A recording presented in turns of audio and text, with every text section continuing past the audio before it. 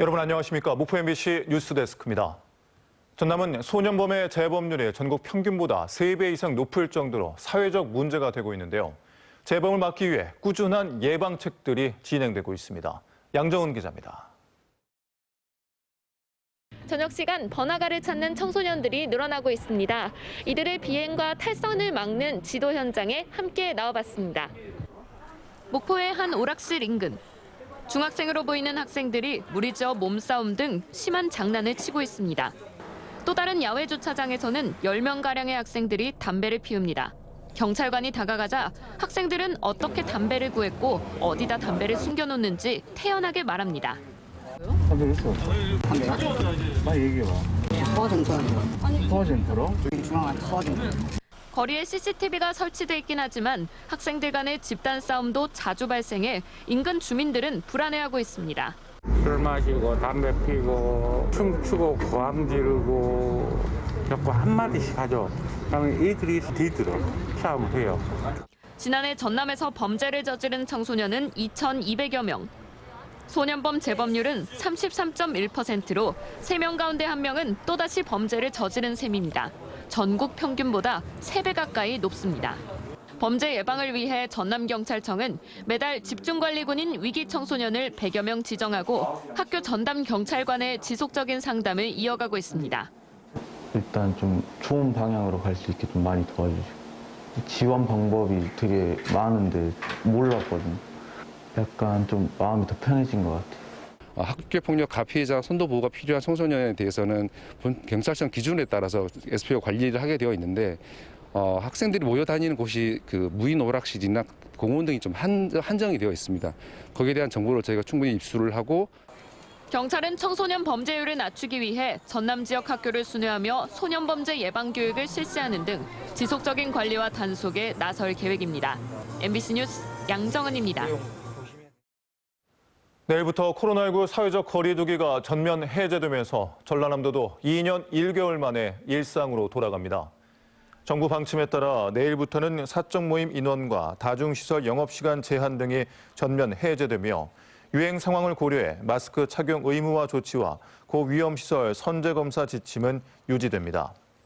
오늘 0시를 기준으로 전남에서는 누적 51만 3천여 명의 확진자가 발생했으며 340명이 목숨을 잃었습니다. 대통령직 인수위원회 지역균형발전특별위원회가 전남을 찾아 해상풍력발전사업 현장을 살펴봤습니다. 전라남도는 신안과 영광의 해상풍력 현장을 찾은 대통령직 인수위에 해상풍력 인허가 통합기구 설립을 위한 특별법 제정, 국립해상풍력에너지연구소 설립, 목포신항지원부두 개발의 당위성을 설명했습니다. 대선 과정에서 국민의힘은 문재인 정부의 해상풍력 사업에 대해 부정적인 의견을 보여왔으며 최근 들어서는 국민의힘 인사들의 원점 재검토 의견까지 나오고 있는 실정입니다. 여야 간 오랜 공방 끝에 광역의원 선거구 개편 등이 확정됐습니다. 전남은 광역의원과 기초의원 모두 늘었습니다. 문현철 기자입니다. 6월 지방선거부터 전국적으로 광역의원 정수가 38명 늘어납니다. 전남은 순천시 2명, 나주시와 광양시 각 1명이 늘고 강진구는 1명 줄게 됩니다. 광역의원 선거구가 신설되는 이들 4곳은 기초의원도 함께 증가합니다. 이에 따라 전남 전체 기초의원 정수가 4명 늘게 되지만 22개 시군별 선거구 획정과 정수 조정은 따로 진행됩니다. 전남 시군의원 선거구 획정위원회는 광역의원 선거구 신설과 기초의원 정수 증가에 따라 구체적인 조정안을 만들고 있습니다. 인구가 줄어든 강진, 해남, 완도, 고흥, 담양 등 농어촌 지역이 군의원 정수 감소 대상으로 꼽힙니다. 반면 무안과 나주, 여수, 순천은 늘어날 전망입니다. 시군의원 선거구 획정위원회는 선거구와 정수 조정안을 오는 25일 안에 확정해 전남도 의회에 상정할 예정입니다. MBC 뉴스 문현철입니다. 앞서 보신 것처럼 당장 6일 지방선거에서 광역의원 의석수가 2석에서 1석으로 줄게 된 강진군에서 반발이 나오고 있습니다. 강진군 전남도 의원 선거에서 가장 먼저 예비 후보로 나섰던 진보당 강광석 예비 후보는 농촌 지역구 폐지를 단호하게 반대하며 진보당은 지역구를 폐지한 민주당을 규탄한다고 밝혔습니다. 현금과 새우 상자 등을 제공해 선거법 위반 혐의로 고발된 김종식 목포시장의 배우자에 대해 경찰이 유죄로 판단했습니다. 목포경찰서는 지난 1월 선거관리위원회 고발로 시작된 김 시장 배우자 등에 대한 조사를 벌인 뒤에 범죄 혐의가 인정된다고 결론 내고 김 시장 부인 등 3명을 검찰에 송치했습니다. 한편 김 시장 배우자로부터 금품을 받은 뒤에 선관위에 알렸던 제보자에 대한 고발 사건에 대해서 경찰은 수사가 여전히 진행 중이라고 밝혔습니다. 김종식 목포시장이 공식 선거운동에 나서지 않고 있는 가운데 시민단체들이 소통 부족을 지적하며 압박에 나섰습니다. 시민단체들은 최근 사막도 호텔 사업과 시내버스 문제를 놓고 시청 앞에서 차례로 기자회견을 열고 호텔 사업 철회와 시내버스 관리 방안 제시 등을 각각 요구했습니다.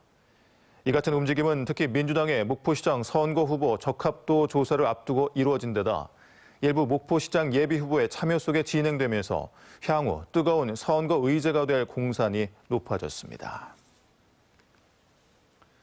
6일 지방선거에서 민주당과 무소속의 대결 구도가 점차 윤곽을 드러내고 있습니다.